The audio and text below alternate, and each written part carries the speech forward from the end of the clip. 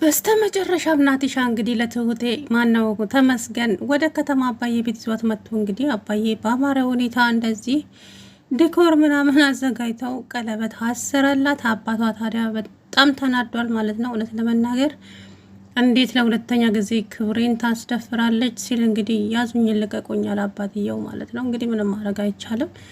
ምክንያቱም ደግሞ ያው ሰው የሚወደውን ነው። ለክብር ተብሎ የማትፈልገውን ህይወት መኖር አትፈልግም እችል ልጅ አይደለም። ስለዚህ ትሁት እንግዲህ ተመስገንን መርጣለች በስተመጨረሻ ማለት ነው። ደስ ብሎኛል በእውነት ከተመስገን ጋር በመሆኗ። ምክንያቱም የልጇ አባት ነው፣ ለክፉ አይሰጣትም። ስለዚህ ከሱ ጋር ነው መሆን ያለባት ብዬ አስባለሁኝ። እንግዲህ ያኛው ልጁም ጸጉሩን እየነጨ ወደ ቤት ተመልሷል። ታዲያ የትሁት እህት ነግራዋለች ለልጁ የማትወጣው ችግር ውስጥ ነው የምትገባው። ተመስገን ማን እንደሆነ አላወቀውም መሰለኝ። ለማንኛውም እየመጣ ነው፣ ታጥቀጠብቀው። እሱ ግን አይደለም አንድ 3 ነገሮች እንኳን ይዞ ብትመጣ ሰውየው የሚፈራ ሰው አይደለም። ባዶ እጁን እንኳን ብላ አንቺ እኔ ትሁትን አገባታለሁ። አዎ አንቺንም ደግሞ ጓደኛዬ ያገባሻል፣ ተዘጋጅ አላት። እሱ ሲያምርህ ይቀራል ብላ ሄደች። እውነት እንዳለው ለጓደኛው ልሰጠው መሰለኝ። እንግዲህ አባቷ እኔ የመረጥኩልሽ ሰው አለ ብሏታል ለልጅቱ ማለት ነው። አያችሁ፣ በነገራችን ላይ አስቸጋሪ ነው ማለት ለቤተሰቦቻችሁ ክብር እያላችሁ ስትሉ የማትፈልጉትን ህይወት ትኖራላችሁ። ያ ግን ተገቢ ነው ብዬ አላስብም። ለምን ለነሱ ጥሩ ሊሆን ይችላል። አንዴ ልጅቷን እጇ ላይ እስከሚያስገባ ድረስ በቃ ሰው አክባሪ ነው ምናምን ይላሉ ከውጪ። አዎ ግን ቤት ሲገባ ከልጅቷ ጋር ጥሩ ሰው ላይሆን ይችላል፣ መጥፎ ሰው ሊሆን ሊማታ፣ ብቻ ብዙ ነገር የማይሽር ጠባሳ ሊጥልባት ይችላል። ስለዚህ ትሁትም ደግሞ ያንን ነገር ስላሰበች እኔ የማላውቀውን ሰው ፈጽሞ አላገባም። አባዬ ተስፋ ቁረጥ። ምን አልሽ አንቺ? አዎ አባዬ እኔ እኮ እዚህ የመጣሁት ሽማግሌ እንዲላክ ብዬ እንጂ እዛ ሆኜ እኮ መጨረስ ችል ነበር ሁሉንም ነገር። ይሄ ከተማ ሁሉ ነገርሽን ቀያይሮት የለም እንዴ? እንዴት ነው አትግቦ የለቀቀሽ? አንቺ ከተማው ሲል አባዬን ያልጠገብኩም። እውነቴን ነው የምልህ አባዬ ልክ እንዳንተ አባቴ ነው። አዎ አውቃለሁ። እሳቸው በጣም ጥሩ ሰው ናቸው፣ በጣም መልካም ሰው ናቸው። አዎ አባዬ በጣም ብዙ የተመሰቃቀሉ ህይወትን ነው ያሳለፈው። ያንንም ደግሞ ከፈጣሪ በታች እኔ ነኝ ህይወቱን የታደግኩት ለዛሬ ያበቃሁት። በጣም ፈተና በዝቶበት ነበር አባዬ። የልጁ ሚስት ስታሰቃየው ነው የኖረችው። እናም አሁን ደህና ሆኖ ጭራሽው የ11 ዓመት ሙሉ የጠፋችበት ሚስቱን አግኝቶ አብረው በሰላም እየኖሩ ነው። እኔም ደግሞ የአባዬ ደስታ ስለተመለሰ እኔም የራሴን ህይወት እስኪ ላስታውስ ብዬ ወደዚህ መጣሁ። አንቺ እኮ ሲያመኝ እንኳን ያሁሉ ታመሜ እንኳን ሳትመጪ አሁን ለትዳር ሲባል መጣሽ። እንኳንም መጣሽ። እንደው እኔ የመረጥኩልሽ ቆንጆ ባል አለ ስትል እንግዲህ በዛው ነው የጥሉ የጀመረው። አባዬ እንጣላ ይቅርታ ጠይቄ ሄለ እንዴ? ቆይ ከዚህ በለጠ ምን ላድርግ ብላ እግሩ ላይ ብትተኛም እንግዲህ አስቸጋሪ ነው። ዞሮ ማለት ያው እሳቸው ክብሬ እያሉ ነው። እሷም ደግሞ የልጄን አባት ነው፣ ሌላ ሰው ማግባት አልፈልግም እያለች ነው ማለት ነው። ዞሮ እንግዲህ ያው ተመስገን ጀግናው ደርሷል። ናቲን ደግሞ አባዬ ቤት ተመልሷል ማለት ነው። የተመለሰበት ምክንያት ደግሞ ተመስገንና አባዬ ተነጋግረዋል። ምን የተነጋገሩት? ናቲ ማነው ሴትዮዋ ቤቱ ይሸጥ ብላለች። ቤቱ ይሸጥ፣ እኔ እዚህ ቤት ውስጥ አልኖርም ብላለች። እኔም ያልኳት ያየሽውን ነገር ድጋሚ ስታየው ነው ይህ ቤት የሚሸጠው ብዬ አልኳት እና ተስማማች። አዎ ስለዚህ አባዬ ናቲ እዛ ቤት እንዲመለስ አድርገው። እንዴት አድርጌ? እኔ ልጅ በቃ ለሱ ችግር የለውም፣ እኔ እንዲመለስ አድርገዋለሁ ለዛሬ አዳር። ከዛ በኋላ አንተ በተጠንቀቅ ጠብቀው አባዬ። ከዛ እሱን ጋማውን ቀብ አድርገ ያዘውና እሷን ጥራት። እሷ ስታይ ታምናለች፣ ቤቱን ከመሸጥ ይድናል እንጂ እንዶ በደፈናው እሷ ናቲን አምናው ቤቱ ሊሸጥ ነው። አባዬ ይሄ ቤት ማለት ቀላል አይደለም፣ ስለዚህ ቤትህን አድነው ብሎ ነገረው። ተመስገን አንተ እኮ ለእኔ በጣም ጥሩ ሰው ነህ። ሀይ አባዬ ይሁን እስቲ የኔና የቲና ጥሩ መሆን እንኳ እንደው ብቻ ይሁን አባዬ። አንተ እኮ ብዙ ነገር ነው ያደረግነህ። በተለይ ቲና ብዙ ነገር አድርጋ ይቅርታዋን ተቀብለሃታል። እናንተ መልካም ሰው ነህ፣ ላንተ ደግሞ መልካም ነገር ነው የሚገባ አባዬ ብሎ አዎ የኔ ልጅ ግን ምን ዋጋ አለው? አንዳንድ ሰዎች አሉ አዎ አባዬ ይሄ ልጅ ምን እንደሚፈልግ እንኳን ምንም ሊገባኝ አልቻለም። ግን ደግሞ ሳስበው ተንኮል ነው ወይስ ምቀኝነት ነው እያደረገ ያለው የሚል ግራ ያጋባኛል። ተንኮል ነው እንጂ የኔ ልጅ። እሷ ደግሞ በቃ አምነዋለች፣ እሱን በጣም አምነዋለች። ስለዚህ እኔ ምን ማድረግ እችላለሁ?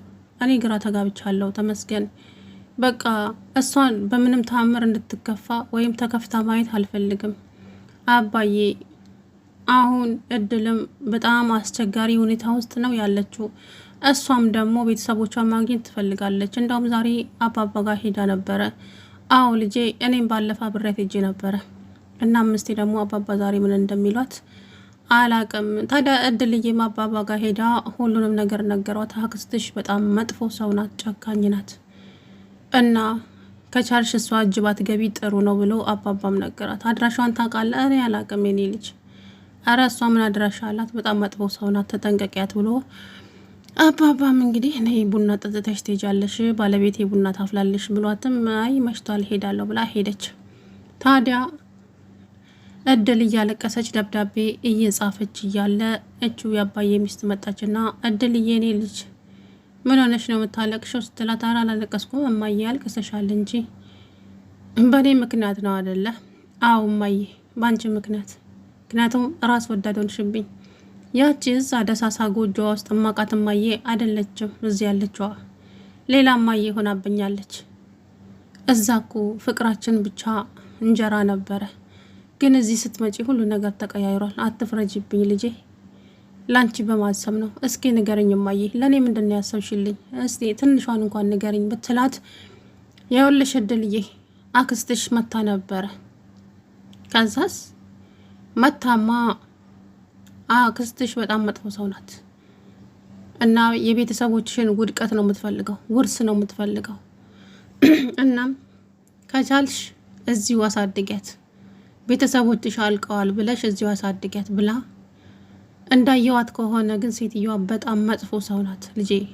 ግን ደግሞ በአንድ በኩል ሳስበው እናትሽ ተጎድታለች ባንቺ ምክንያት፣ በሀሳብ በጭንቀት። እሱ እኔ መቼ ጠፍቶኝ ነው እማዬ? እሱ እኮ ጠፍቶኝ አይደለም፣ ግን እቻ አክስቴ የት ነው የምኖረው? እኔ ምንም የማውቀው ጉዳይ የለም። እድልዬ የት ትኑር፣ ሰማይ ላይ ትኑር፣ መሬት ላይ ትቀመጥ፣ የማውቀው ጉዳይ የለም። ከዛ ጊዜ ወዲህ ግን አላየዋትም፣ እንድትመጣብኝም አልፈልግም። ግን ዞሮ ቤተሰቦችሽን ታገኛለሽ የኔ ልጅ አታስቢ አለቻት። እንግዲህ የአባዬ ሚስት በጣም ታሳዝናለች። በእርግጥም ልጅቷ ያው ቤተሰብ ማለት ቀላል አይደለም። ዞሮ እንግዲህ ታገኛቸዋለች ብዬ ተስፋ አደርጋለሁ ማለት ነው። እንግዲህ ከዛ ተመስገን እንግዲህ አባዬን ታዲያ አደራ ብሎት ነው ሄደው ማለት ዛሬ በተጠንቀቅ ይህን ቤት ካልጠበቅ ቤቱ ትሸጣለህ አባዬ። ስለዚህ ናቲ አሁን እዛ ቤት እንዲመጣ አደርገዋለሁ። እሱም እንደለመደው ቀሚሱን ለብሶ ጭንብሉን አድርጎ እንደለመደው እማዬን ሊያሰራረት ወደ ፎቅ ይወጣል። ከዛ አንተ ጨለማን ተገና አድርግና ቀብ አድርገኸው ለማዬ ንገራት በመጀመሪያ፣ ወይ ከሷ ጋር ሆኑ። ከዛ በኋላ የሚሆነው ነገር አይታወቅም እና ተጠንቅቀ ጠብቀው ብሎ እንግዲህ ናቲ እዛ ቤት እንዲገባ አደረገው ማለት ነው። ተመልሶ ሄደና የኔ ልጅ ተሻለ እንዴ ስትለው ኧረ አልተሻለኝም ማሚዬ፣ ዛሬ ብቻ እዚህ እንዳድር ፍቃድ። ኧረ ምን ችግር አለ የኔ ልጅ? ቤት ኤግዜር አይደለም እንዴ? እንዴት እንዳመነችው እኮ በዛ በቅቤ ምላሱ እኮ አሳምኗት ነው። ወይኔ ጉዴ! ችግር የለውም የኔ ልጅ አለች። እሺ እማዬ፣ እውነት ለእኔ ያደረጋችሁልኝ ነገር አዎ፣ የሰው ልጅ የፈለገ ነገር ቢደረግለት ምላሹ ሌላ ነው። ተው እንጂ ጌታዬ፣ እንደዚህ አትበል እንጂ አለች አባዬን። ታዲያች ሴትዮ እውነታውን ስታቀስ ምን ትላለች? የአባዬ ሚስት አሁን ናቲ መሆኑን ጭንብል ለብሶ እዚህ ያስደነገጣት የነበረው የምሬን ነው። ተጠላዋለች። ይቅርታውን እንኳን ልትቀበለው ዝግጁ አይደለችም ከዚህ በኋላ ማለት ነውና እንግዲህ ቤቷን ሊያሽጣት እኔ እኮ ቢገርመኝ ነገር በቃ በጣም ይገርመኛል ናቲ ነገር አንዳንዴ ሳስበው። ለምን ይሄ ቤት ቢሸጥ እሱ ጥቅሙ ምንድን ነው? ገንዘቡን ከባንክ አውጥቶ አይወስደው? ለምንድን ነው ይሄን ያክል ክፋት? ታዲያ ትላንትና ተመስገን እንዳያችሁት የፈለከውን ነገር ማድረግ ትችላለህ። የፈለግከውን ነገር መናገር ትችላለህ፣ ግን በትሁት ከመጣህብኝ የተፈጠርክበትን ቀን አስቆጥርሃለሁ። እውነቴን ነው የምልህ። እኔ በጣም ታጋሽ ሰው ነኝ፣ ግን ደግሞ ድንበር ካለፈ እኔ ዝም የምል ሰው አይደለሁ። ብትጠነቀቅ ይሻላል። ምን አባል ታመጣ? እኔ ገንዘብ ያለኝ ሰው ነኝ። የገንዘቤ ነው የምተማመነው። በፈጣሪ እንኳን እተማመናለሁ ማለት የለም፣ በገንዘቤ እተማመናለሁ አለ ናቲ ማለት ነው። እና እሱም ናቲም አረ በገንዘብህ ነው ብሎ እንግዲህ እንቃ ቀመስ ብሎ ቦክሳ በጉርሶት ሄደ ማለት ነው። ተመስገን አያውቀውም፣ በደንብ ስላላወቀው እኮ ነው። ቲና ስለ ተመስገን ማንነት ነግረዋለች ደጋግማ። ይኸውልህ ተመስገን ያሁኑ ዝምተኛ ተመስገን እንዳይመስልህ፣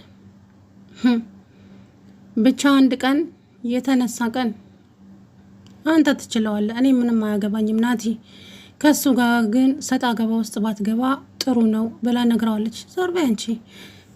በእርግጥ አንቺ ሴት ነሽ፣ ልትፈሪው ትችያለሽ።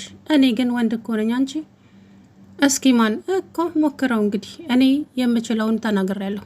ከዚህ በኋላ ደግሞ ማድረግ የምትችለው አንተ ነህ ብላ ነገረችው። ከዛ በኋላ እንግዲህ ናቲ ያዙኝ ልቀቁኝ አለ።